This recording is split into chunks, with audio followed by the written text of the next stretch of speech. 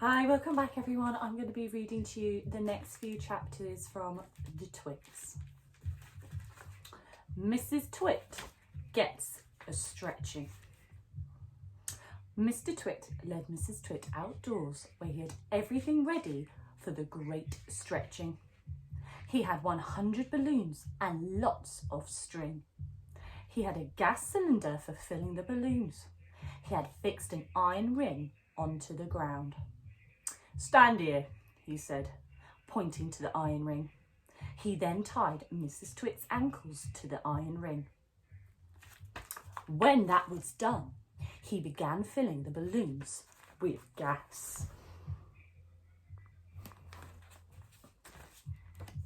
Each balloon was on a long string, and when it filled with gas, it pulled on its strings, trying to go up and up. Mr. Twit tied the ends of the strings to the top half of Mrs. Twit's body.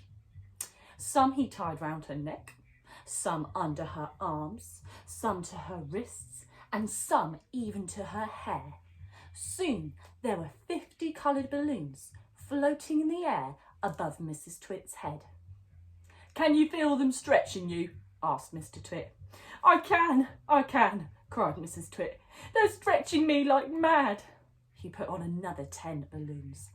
The upward pull became very strong.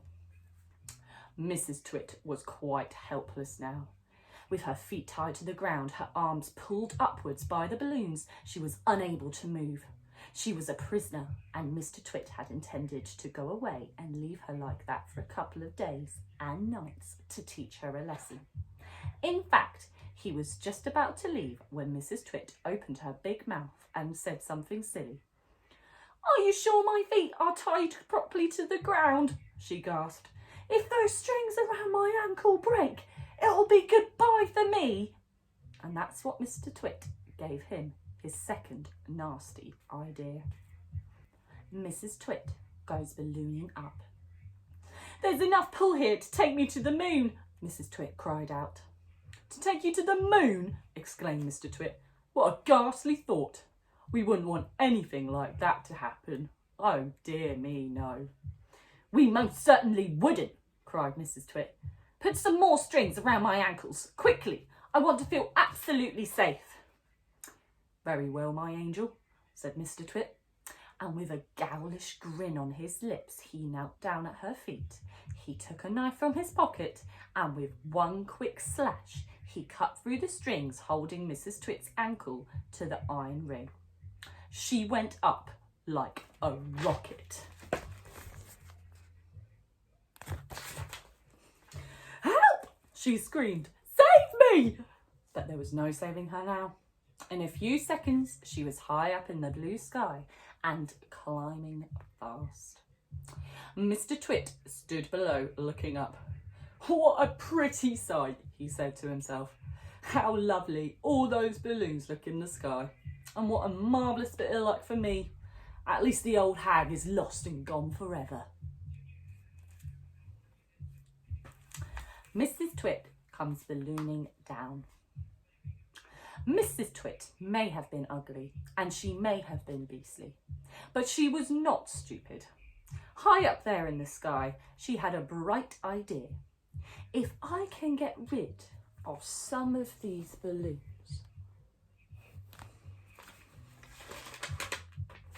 she said to herself, "I will stop going up and start to come down."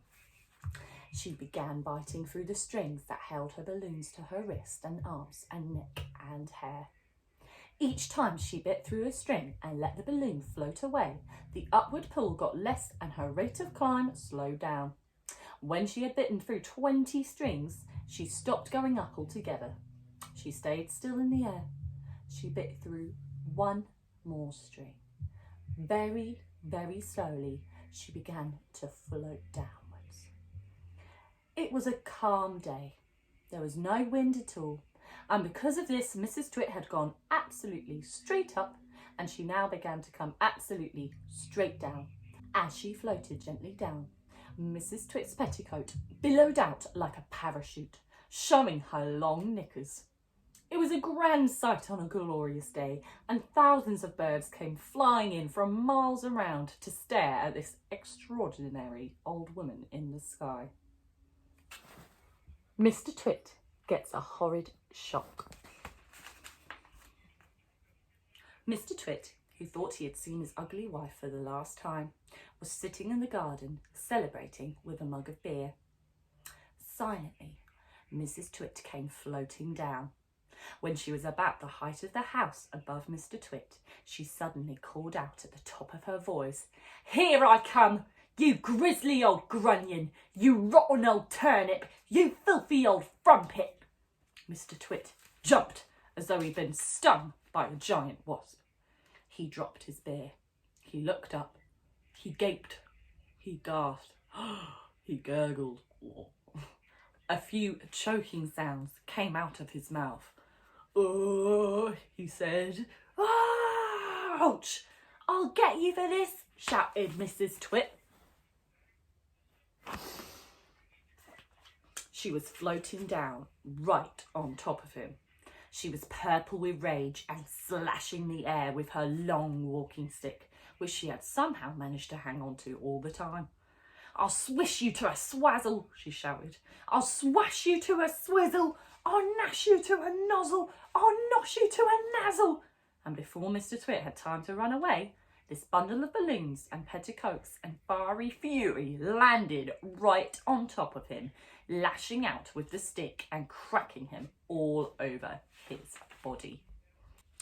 Right, everyone, thanks for listening. I hope you enjoyed it. Now Mr. Twit has got his own back on Mrs. Twit. Please come back in the next couple of days where you can find out what happens next.